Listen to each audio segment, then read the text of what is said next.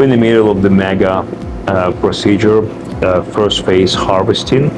I'm using one device to get these grafts one by one. We're almost done with the targeted quantity. We're trying to get at least 3,500 grafts, maybe more. Why do we do big procedures? Because usually we need more grafts for more advanced degree of the hair loss. And today we're dealing with Norwood 6 to 7 degree of the progression with the hair loss. So obviously we want to try to get as many grafts as possible. These procedures are usually more labor intense because it requires a lot of redundant movement, and so the goal here is to get as comfortable as possible. So ergonomics are absolutely essential here.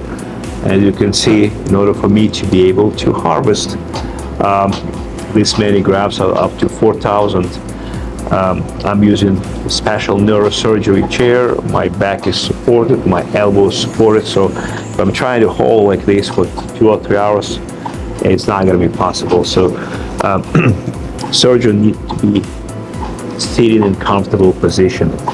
It's absolutely essential. And as you can see, we collect grafts at the same time as I'm harvesting, and every graft goes into the station here.